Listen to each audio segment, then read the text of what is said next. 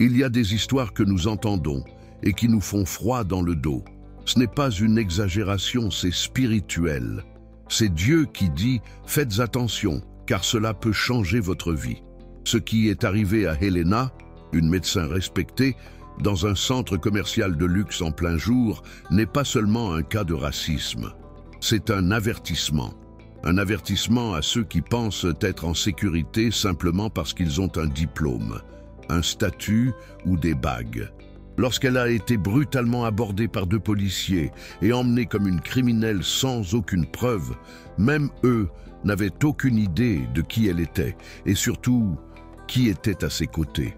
Vous devez voir cette histoire jusqu'au bout, parce que la façon dont cela se termine vous montrera que la justice de Dieu agit au bon moment. Et parfois, elle vient de la main de ceux à qui on s'attend le moins. Et avant de commencer, une demande importante. Plus de la moitié des personnes qui regardent nos vidéos ne sont pas encore abonnées à la chaîne. Si vous pensez que des histoires comme celle-ci doivent être entendues, inscrivez-vous maintenant.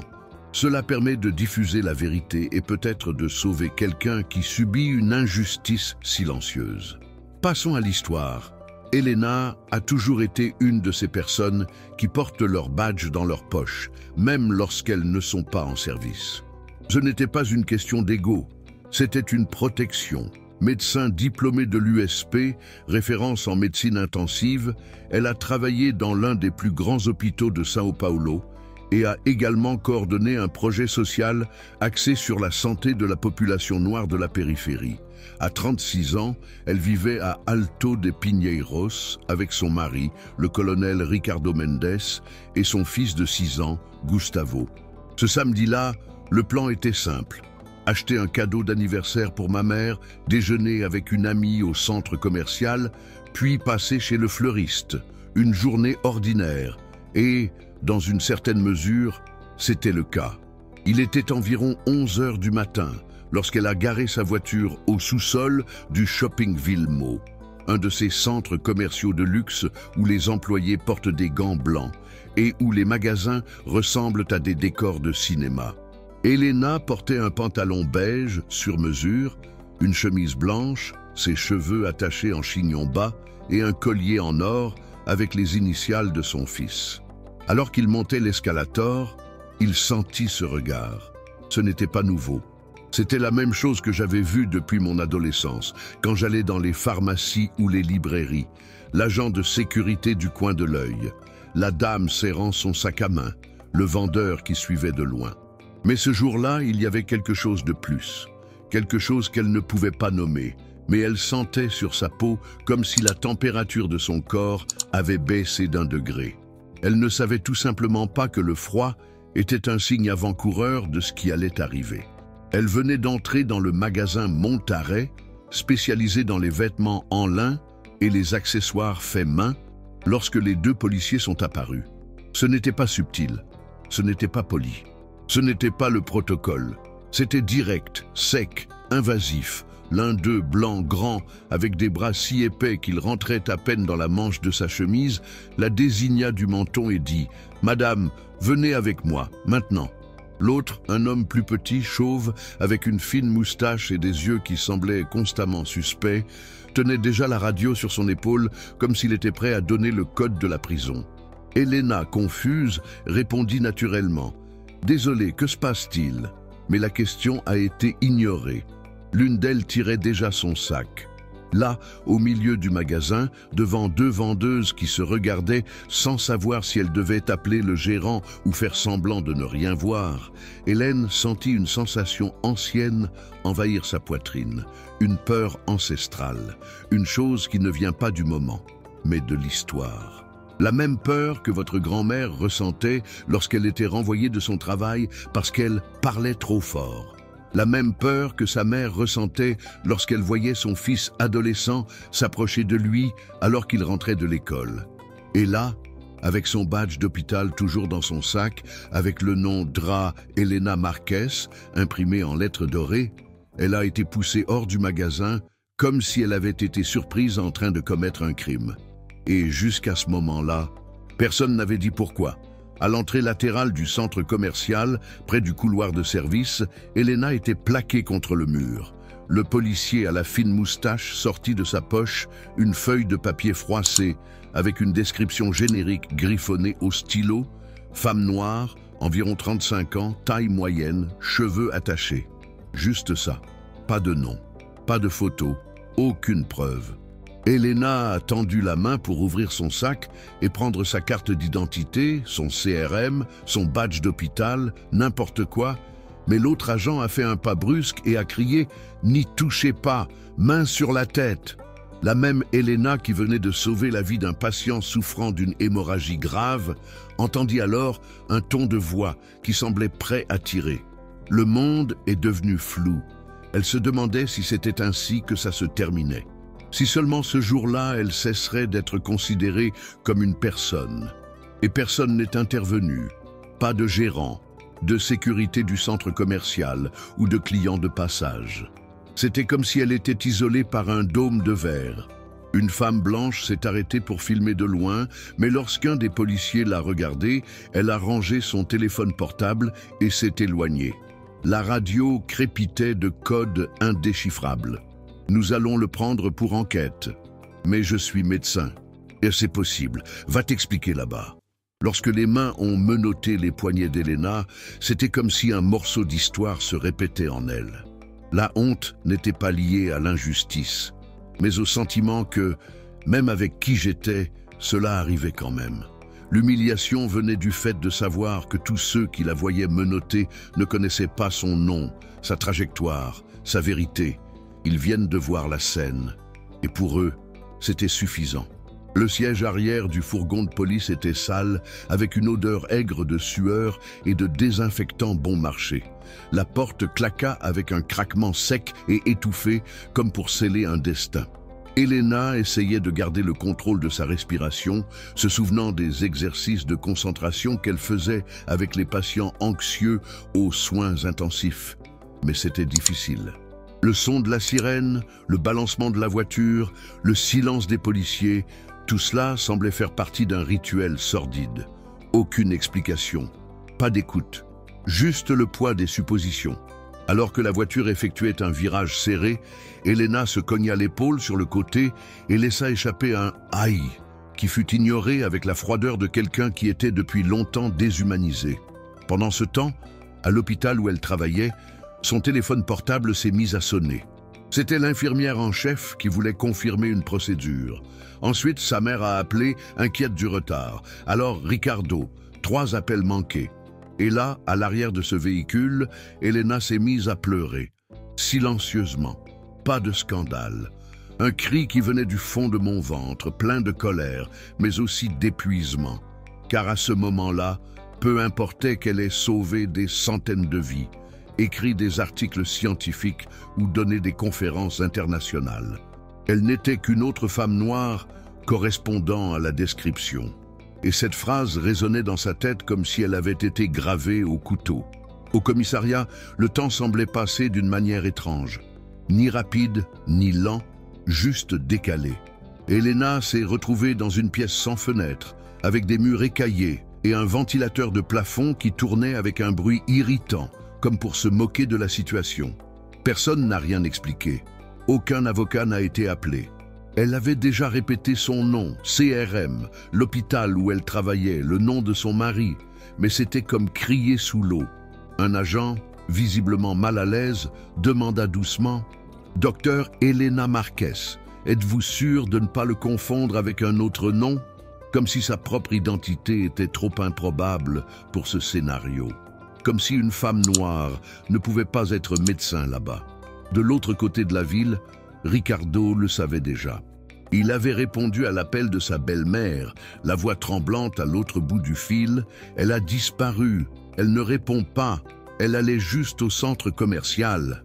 Le colonel a raccroché sans répondre et s'est dirigé directement vers l'ordinateur. En quelques minutes, il a croisé les données du siège, triangulé la plaque d'immatriculation de la voiture d'Elena avec les caméras de sécurité et découvert l'itinéraire vers le poste de police. Il est arrivé en uniforme, avec l'air de quelqu'un qui n'avait pas besoin d'élever la voix pour se faire entendre. Lorsqu'il est entré à la réception, le policier en patrouille l'a reconnu. Il est devenu blanc. « Colonel Mendes, Ricardo a juste dit « Ma femme est là, et vous avez fait la plus grosse erreur de votre vie. » Et à cet instant, le jeu a changé. Mais pas comme le commissariat l'avait prévu. Ricardo n'a pas crié, il n'a pas menacé, il n'a même pas touché la table. Il avait l'air d'en savoir déjà plus que quiconque, et ça m'a dérangé. L'officier de service, un homme potelé aux doigts tachés de nicotine et un stylo accroché au col de sa chemise, a tenté de calmer la tension avec un « c'était juste un malentendu, colonel ». Mais avant de terminer, Ricardo a montré la vidéo de la caméra de sécurité du magasin où Elena a été abordée.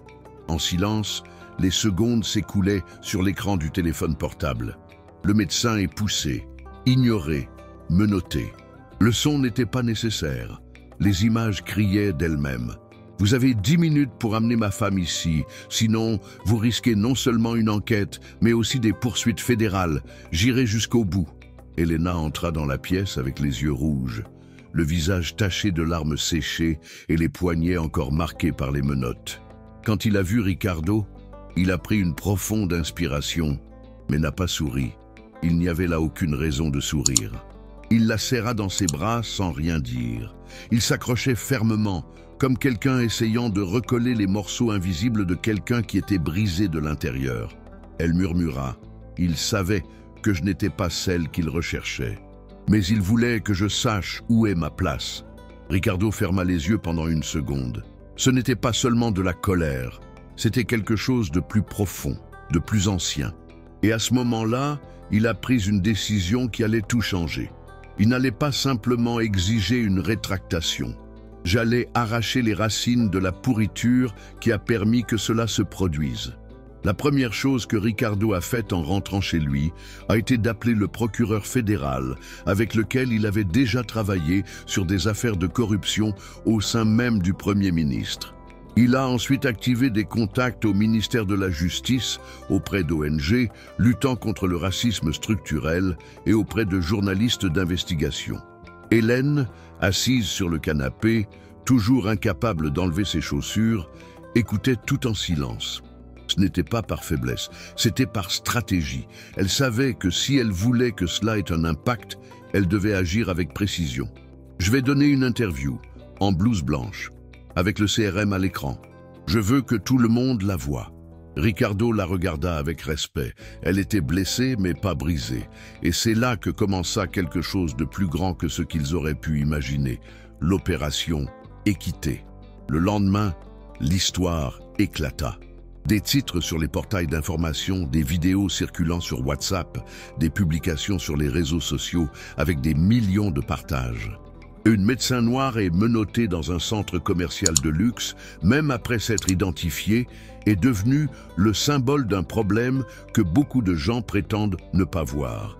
Mais alors que le public réagissait avec indignation, le système ripostait. Un bulletin interne a commencé à circuler, essayant de prétendre qu'Elena était hostile dans cette approche. Un faux dossier a été constitué, déterrant un cas médical qui avait été clos des années plus tôt, où elle avait sauvé un patient souffrant de complications, mais qui maintenant, comme par hasard, était réapparu avec des soupçons de négligence. Ricardo a lu le document et a murmuré « Ils essaient d'écraser la vérité avec le poids du système ». Ce qu'il ne savait pas, c'est qu'Elena avait l'habitude de tout garder. Dossiers médicaux, rapports, avis, voire notes manuscrites de patients, nous remerciant. Elle était méthodique, organisée et têtue. En moins de 24 heures, elle et un ami avocat ont établi une chronologie du dossier médical qu'ils ont essayé d'utiliser contre elle. Date, examen, témoignages, tout cela prouve que non seulement elle a suivi tous les protocoles, mais qu'elle a été à juste titre félicitée pour sa conduite. Ricardo a utilisé les données comme munitions. Et là commença la véritable guerre. Pas dans les tribunaux, pas encore, mais dans l'opinion publique. S'ils veulent que nous nous taisions, crions plus fort. Et c'est ce qu'ils firent. Dans les émissions en direct, les conférences de presse, les reportages, et surtout dans les coulisses du secteur public. Ricardo savait où chercher. Les deux policiers qui ont approché Elena disposaient de dossiers internes pour approches inappropriées, qui ont tous été archivés. Il a également découvert qu'il faisait partie d'un groupe informel appelé Holo Vivo, un cercle de policiers qui organisait un système d'extorsion contre des jeunes de la périphérie accusés de vol dans des centres commerciaux du quartier chic. C'était simple, ils ont attrapé quelqu'un avec un profil, l'ont emmené pour enquête, l'ont fait chanter et ont forgé de fausses accusations. Les gérants du magasin le savaient, certains hommes d'affaires aussi. Les engrenages tournaient silencieusement parce qu'ils étaient rentables. Lorsque Ricardo a expliqué cela lors d'une réunion avec le secrétaire à la sécurité de l'État, l'atmosphère dans la salle s'est figée. C'était comme si un voile avait été déchiré devant tout le monde. Le secrétaire a répondu par une phrase sèche. « Vous voulez vraiment toucher à ça ?» Ricardo répondit sans hésiter. « Ce n'est pas un désir, c'est un besoin. » Et c'est ainsi que commença ce que la presse appellera plus tard l'opération Équité. Le nom était l'idée d'Elena. Ce n'est pas seulement une question de justice, c'est une question d'équilibre. Il s'agit de corriger ce qui a toujours été faux. L'opération a commencé discrètement. Confidentialité rompue, écoute autorisée, surveillance des conversations dans des groupes privés. En une semaine, il y avait suffisamment de preuves pour arrêter 4 policiers et destituer 2 délégués. Mais ce n'était que la pointe de l'iceberg. L'enquête a révélé un réseau de complicité impliquant des personnalités de haut rang, dont un conseiller municipal connu pour ses campagnes dans les communautés avec un discours de ordre et de progrès. Le même qui, officieusement, a financé les actions illégales de Holo Vivo pour nettoyer la ville. Pendant ce temps, Elena poursuivait son cheminement personnel. La thérapie est devenue une routine. Parfois, elle pleurait au milieu des réunions. Parfois, je riais sans savoir pourquoi. Le traumatisme était comme une ombre qui marchait à ses côtés, mais ne la dominait pas.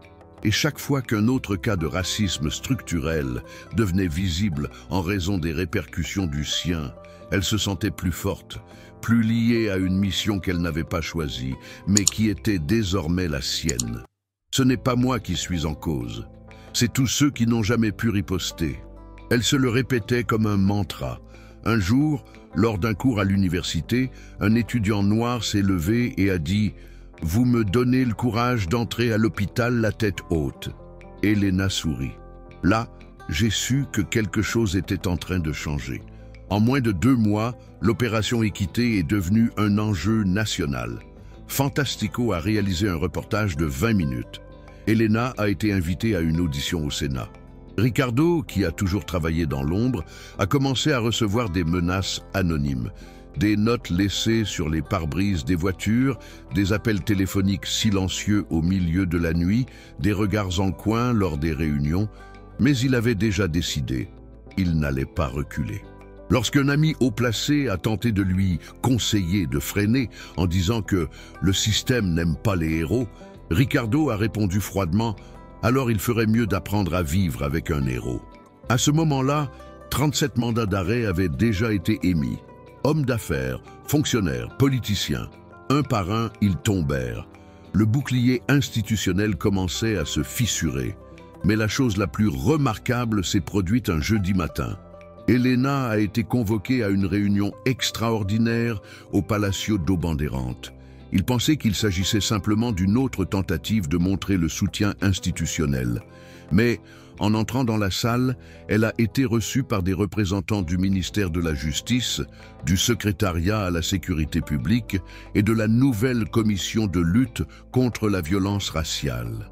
Là, il a été annoncé que, sur proposition de plusieurs organismes et entités civiles, le nouveau secrétariat d'État aux droits de l'homme et à l'équité serait créé et que le nom proposé pour diriger le département était le sien.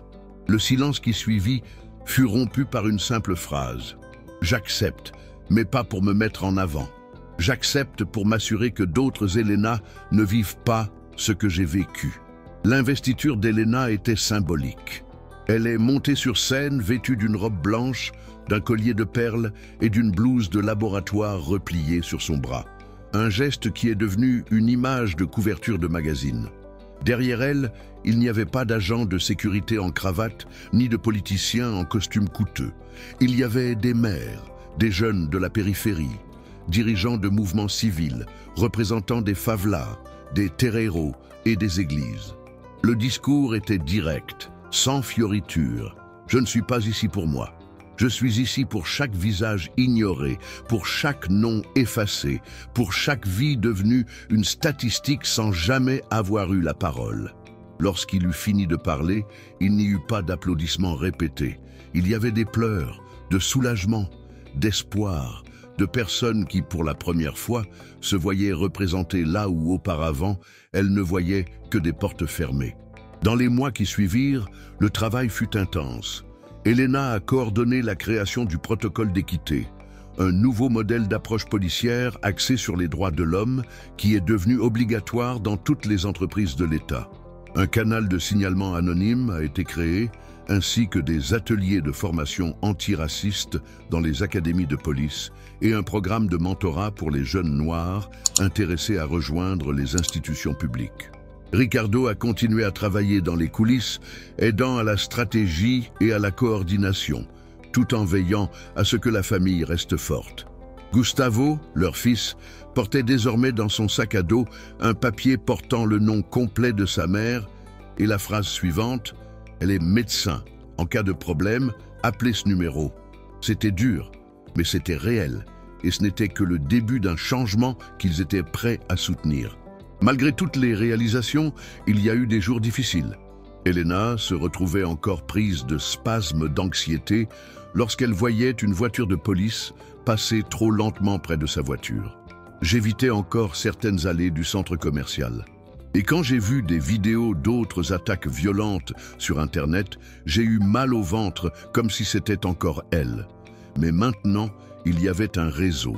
Les gens ont écrit, dénoncé, se sont organisés. L'effet domino était en marche. Un jeune étudiant en droit a écrit un jour à Elena: « Vous m'avez fait croire que je peux utiliser la loi pour protéger mes proches et non pour m'en cacher. » Elena a conservé cette note avec soin.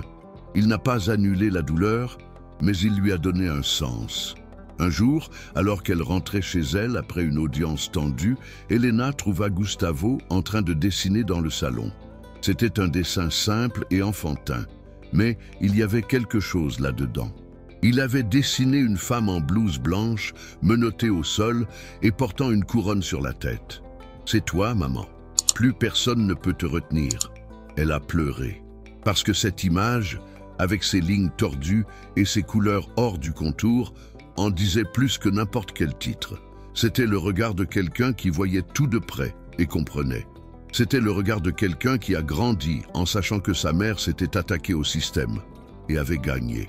Pas parce que c'est plus fort, mais pour avoir refusé de baisser la tête. Au cours de la semaine qui a marqué la première année de l'approche, Elena a été invitée à participer à un documentaire international sur le racisme structurel dans les Amériques.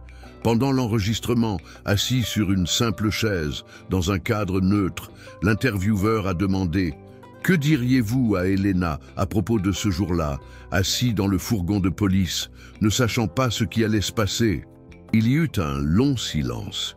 Elena regarda sur le côté, comme si elle essayait de voir cette version d'elle-même là, dans le coin de la pièce. Puis, il prit une grande inspiration et dit: « Je lui dirai de ne pas oublier qui elle est. Même si le monde entier essaie de la convaincre du contraire, parce que ce souvenir est salvateur. » Ricardo a regardé l'enregistrement de l'autre côté de la caméra. Il y avait des larmes dans ses yeux, mais une fierté calme.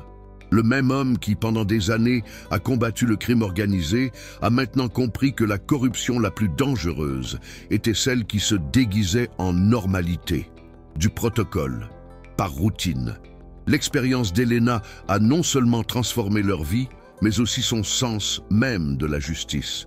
Il ne suffisait plus de punir les coupables, il fallait soigner les structures, et il était prêt à y consacrer le reste de sa carrière. Aujourd'hui, le secrétariat dirigé par Hélène est une référence. Les cas similaires aux siens sont résolus rapidement. Les plaintes sont reçues avec respect et les policiers sont formés avec de nouvelles directives. Le changement est lent, parfois frustrant, mais c'est réel. Elena dit souvent que la plus grande victoire a été de ne pas être reconnue comme une victime. Il fallait le respecter en tant que leader. Et plus que cela, comme un symbole de quelque chose qui naît là où auparavant, il n'y avait que de la douleur. Et si vous demandez à quelqu'un qui a suivi leur histoire, ce qui le frappe le plus, ce ne sont pas les arrestations, ni les gros titres, ni les répercussions. C'est le fait que, même après tout, Elena n'a jamais cessé d'y croire. Même pas amoureux, même pas chez les gens, même pas au tribunal, le sien est venu. Et elle a veillé à ouvrir la voie à de nombreuses autres personnes. Et si cette histoire t'a touché, n'oublie pas de liker la vidéo. Dis-moi en commentaire ce que tu as ressenti. Je lis tout, vraiment. Abonne-toi à la chaîne pour ne pas manquer les prochaines histoires. Et surtout, partage cette vidéo avec quelqu'un qui en a besoin aujourd'hui. Ici, dans Histoire de vie, chaque témoignage est une lumière. Et ensemble, nous formons les gardiens de l'histoire. À très bientôt pour une nouvelle histoire.